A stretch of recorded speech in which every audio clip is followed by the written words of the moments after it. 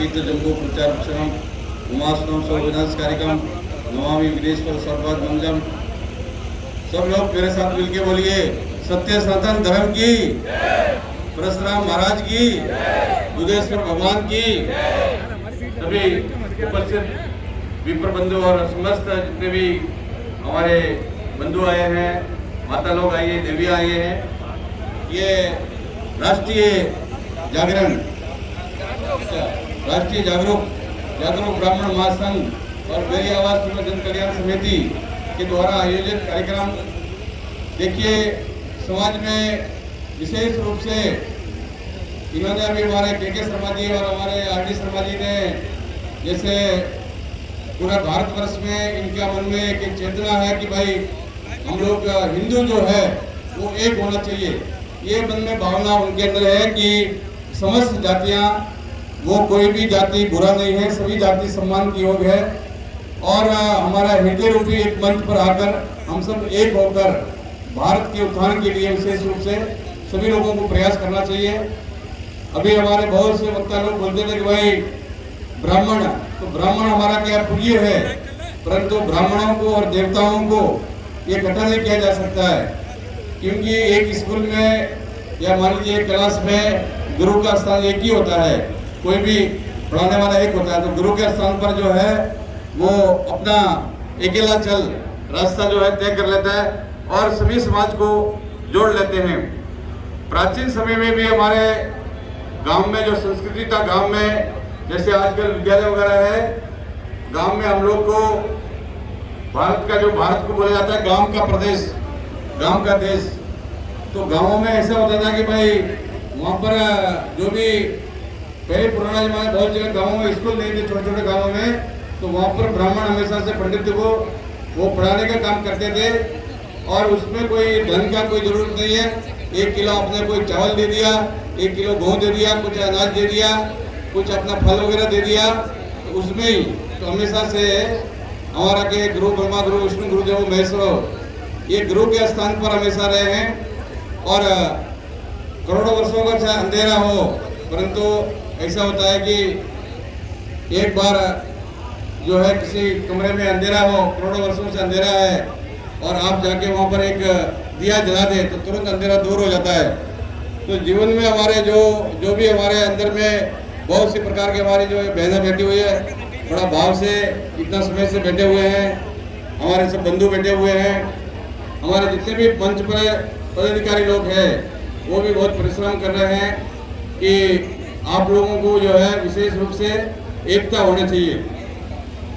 और हमारे जो संस्कार है वो संस्कार कहाँ से मिलते हैं कि पहला जो संस्कार है वो बोलते हैं कि भाई माँ से प्राप्त होता है।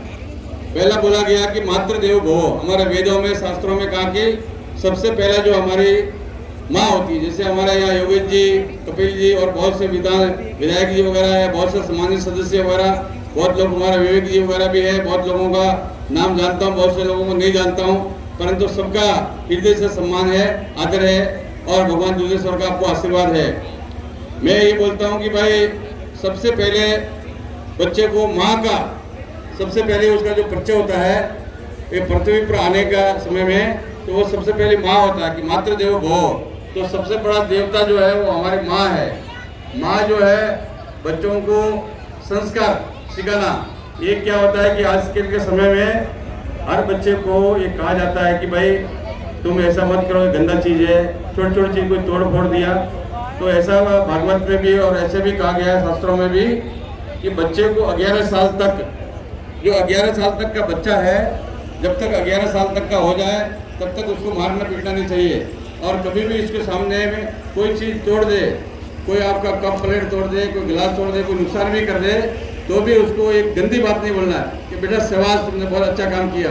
तो क्या है कि वो उनका विकास होने का समय होता है। बच्चे का जो विकास है वो उसी समय में होता है, जो उसकी बुद्धि का पूर्ण रूप से विकास होता है अच्छी तरह से, वो आपका 1 साल से लेकर 11 साल के बीच में अच्छी तरह से विकसित होता है। तो उस समय में बच्चे को किसी प्रकार का भी ऐसी बातों करना, उसको जो है मन को मलिन करना या उसको गंदगी की वगैरह कुछ बताना, तो उससे क्या है कि बच्चे के जो है मन जो है कुंठित हो जाता है, उसके मन में कहीं न कहीं जो है वो गिलाने वाला भाव आ जाता है। और वो जो है अपने आप को जो है जो बहुत से चीज़ों के सामने वो शर्म महसूस करने लगता है और बहुत से चीज़ जो विकसित होनी चाहिए उसमें विकास नहीं हो रहा है। तो माता लोगों को विशेष रूप से ये ध्यान देने का जरूरत है कि अपने बच्चे का आप स्वयं गुरु है। उसके बाद बोले भाई ये जो है हमारा जो है बोले कि अन्न का दाता सदा सुखी वस्त्र का दाता कमलापति। अन्न का दाता उसको भगवान के रूप में बोला गया कि जो पिता होता है, पिता जो है वो भी एक परमात्मा का अंश होता है। उसका जो है पूर्ण रूप से अनुशासन कि उसका 11 साल के बाद में बच्चे का उसको पिटाई करो, उसको थप्पड़ लगाओ और उसको मारना भी है, डांटना भी है, वो अनुशासन सिखाना है। तो वो पिता का काम है। और वो कब तक होना चाहिए? 17 से 18 साल। 18 साल के बाद में आप कुछ भी नहीं बोलना बच्चे को। कभी भी हो सकता है कि वो आपको भी पिटाई कर दे, आपको भी मारने लग जाए। तो 18 साल के बाद में उसको स्वतंत्र छोड़ दो कि वो जीवन में क्या विकास करना है, कैसा रहना है, क्या है, वो फिर बच्चा अपने आप ही जो है अपना निर्णय करेगा। तो ये जो है माता पिता का जो पहला कर्तव्य ये होता है। उसके बाद में बोले भाई तीसरा स्थान जो है वो जो है आचार्य देवो भव। फिर जो है जो शिक्षक है, पढ़ाने वाले हैं, वो बहुत अच्छे लोग भी हैं, इसमें खराब भी है, सभी तरह के लोग होते हैं। तो ये बच्चे को बिगाड़ते भी है और सुधारते भी है। बहुत से प्राचीन समय में हमारे बच्चे होते थे तो विद्यापीठ में जाते तो वो सब कुछ विद्यापीठ में अपने आप लकड़ी भी लाना है, परिश्रम भी करना है, रोटी भी बनाना है, सारा काम भी होना है। तो उसका बुद्धि का, दिमाग का, बहुत सी चीज़ों का विकास हो जाता था। तो बच्चा जो है जैसे आजकल विश्वविद्यालय में जाके बच्चे क्या है आपस में लड़ाई करते हैं, हड़ताल करते हैं, एक दूसरे का सिर फोड़ते हैं। पहले ऐसा स्थिति नहीं थी। पहले जो सभी लोग मिलकर आपस में जो है आपने महाभारत, रामायण, ये काल भी आपने देखा होगा और आपने पढ़ा भी होगा और टेलीविजन में सीरियल आता वो भी देखा होगा। तो पहले समय में ऐसा जो हमारा संस्कृति थी, प्राचीन संस्कृति, वो अपने विकसित थी। एक गांव के अंदर में हमेशा से आपका कारपेंटर बढ़ाई भी था, कुम्हार भी था, सारे इंजीनियर वहाँ तैयार हो जाते थे। आज जो इतने विश्वविद्यालय होने के बाद में करोड़ों रुपए खर्चा करने के बाद में भी आपके बच्चे आत्महत्या वगैरह या उनको जो है ऐसा डिप्रेशन में या नशे में क्यों जाते हैं? क्योंकि कहीं न कहीं हमारा शिक्षा का दोष है। तो आचार्यों को भी कर्तव्य बनता है, गुरु लोगों को भी कर्तव्य है, मास्टर लोगों को भी कर्तव्य है कि वो अपने बच्चों को जो व्यवस्थित करें कि जीवन में आने के बाद में वो आपका पूरा दुनिया में नाम लेगा। नहीं तो क्या है कि आप दुनिया में आए, मर गए, उसका कोई मातूम नहीं रहता। तो इसीलिए आचार्यों का भी बहुत बड़ा भूमिका होती है। उसके बोले भाई गुरुदेवो भव। फिर बोले गुरु करो जानकर, पानी पियो जानकर। गुरुओं को भी अपना आप रखना चाहिए हमेशा से। ये नहीं है कि भाई आपने जो है सब जो है हमारे दादाजी मानते थे, हमारे पिताजी मानते थे, हमारी माताजी मानते, मैं नहीं मान लिया। नहीं, हमारे शास्त्रों में लिखा है कि आपको शास्त्रार्थ करना है, तर्क करना है और जब तर्क की कसौटी पर जब कोई खरा उतरे तब उसको गुरु धारण करना है, उसको गुरु मानना है। आपको लगे कि कहीं कहीं इसके अंदर में कोई चीज़ कमी है तो उसके क्या है तो उसको निश्चित रूप से छोड़ने में भलाई है। क्योंकि आपको वो जो है आपको व्यवस्थित मानव नहीं बना सकता है, वो दानव बना सकता है। तो इसीलिए जीवन में बहुत से चीज़ों का हमारे जो है परंपराओं से ये जो हमारी व्यवस्था थी पहले प्राचीन समय में कि 4 आश्रम है, 4 जो है परंपरा है, तो हम हर चीज़ का 4 युग है। तो ऐसे ही 4 वर्ण व्यवस्था है। कभी भी प्राचीन समय में देखिए कहीं पर भी जातिवाद का भेद नहीं था। पहले समय में एक गांव के अंदर में सब लोग एक दूसरे का सम्मान करते थे। परंतु 700 साल मुगलों का राज और 200 साल 1000 साल जो गुलाम रहे, इस बीच में क्या है कि विशेष रूप से अभी जो वर्तमान में कोई भी राजनीतिक पार्टी के किसी का नाम नहीं लेता हूँ, वो लोग क्या होता है कि एक गांव में 2 सरपंच को खड़ा करते हैं, एक दूसरे को लड़ाने के लिए तैयार करते हैं कि तुम लड़ो मरो हैं। फिर बोले सरकारी ठेका खुलेगा, शराब पियो, ये करो हैं। तो वो कल्याण का सोचते बहुत कम सोचते हैं और बहुत कम लोग होते हैं। परंतु देखिए अभी हम लोग उत्तराखंड में थे आज सुबह, और उत्तराखंड में हमारा देवस्थान बोर्ड का जो है कानून वापस लिया, सब साधु संतों का मीटिंग था। तो मुझे तो पता नहीं था कि इसमें पहुंच पाऊंगा नहीं पहुंच पाऊंगा। बीके शर्मा जी ने फ़ोन किया, तब मुझे याद आया कि नहीं आपको पहुंचना है। तो ठीक 12 बजे चले और हम 2 बजे आप पहुंच गए। तो ये इतनी सड़कें अच्छी बन गई। तो ये भी आपको समझना चाहिए कि वर्तमान में जो सत्ता में लोग हैं वो हमेशा से भारत के लिए जी रहे हैं। भारत कैसा अच्छा बने, भारत के मार्ग कैसे अच्छे बने, भारत को हर व्यक्ति को जल मिले, हर व्यक्ति को अन्न मिले, हर व्यक्ति को धन मिले। बहुत से लोग ऐसे हैं कि बहुत लोग मंच पर जो है विपक्ष में बहुत लोग आरोप लगाते हैं कि 15 लाख रुपए हमारे बैंक में कहाँ आया। अरे 15 लाख से भी ज़्यादा आ गया। अब राजस्थान, बिहार, उड़ीसा और गाँवों में पूछो, वो 5 लाख रुपया जो है केंद्र सरकार दे रही है, 5 लाख रुपया राज्य सरकार दे रही है, और कुछ अनुदान वगैरह 15 से 20 लाख रुपए ऐसे मिल रहे हैं। मकान, बड़े बड़े मकान बन रहे हैं, लोगों को अच्छे से व्यवस्था हो रही है। ऐसी बात नहीं है। ये क्या होता है कि कभी भी, और ये भी ऐसा है कि आलोचना भी होना बहुत जरूरी है, क्योंकि वो पथ प्रदर्शक होते हैं कि जब तक आलोचना नहीं होगा किसी व्यक्ति का, तब तक उसकी प्रतिभा का पता नहीं चलता है। उसका विकास कैसे होगा कि भाई मेरे अंदर क्या कमियां हैं, तो दूसरा व्यक्ति बताएगा, तो वो भी एक आपका हितैषी है, कोई बुरा नहीं मानते हैं। परंतु जो जीवन में अपना भी अवलोकन करना चाहिए कि हम लोग का अपना अवलोकन भी करना है कि हम लोग जो जीवन में किस प्रकार का, हमारा हितैषी कौन है, हमारा हित करने वाला कौन है।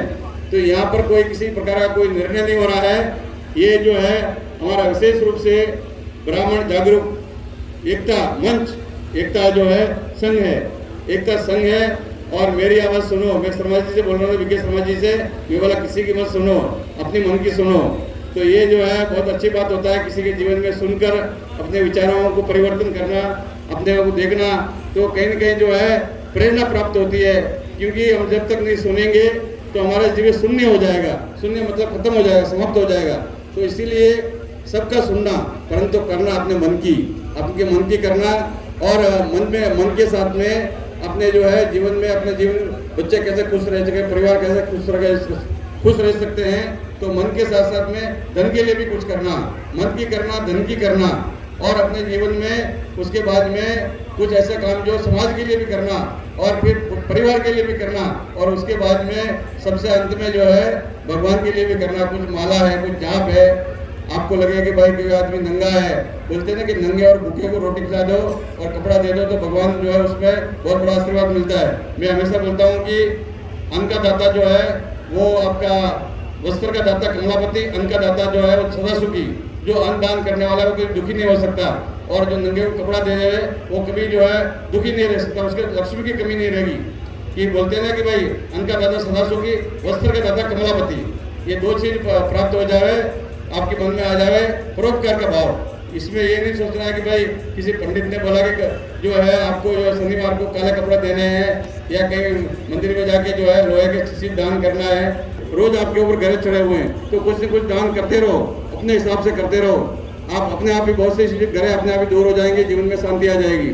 तो ये बहुत सी चीज़ों का विश्लेषण जो है स्वयं को करना है, अपने आत्मा को करना है।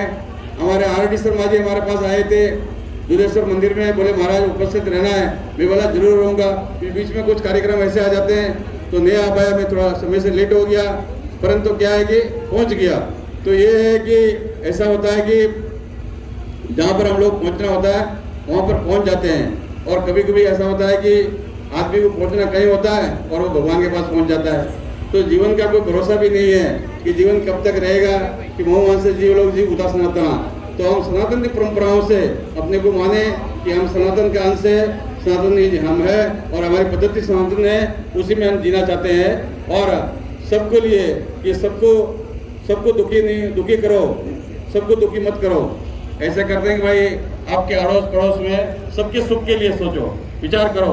तो ये बहुत ही समाज में जो भी जागरूकता आती है, जो जागरूकता काम करते हैं, जो समाज का काम करते हैं, हमारे के शर्मा जी, आर.डी. शर्मा जी और भी इनके सहयोगी जितने भी कार्य कर रहे हैं, उनको बहुत बहुत दुधेश्वर भगवान का आशीर्वाद है, हमारा आशीर्वाद है।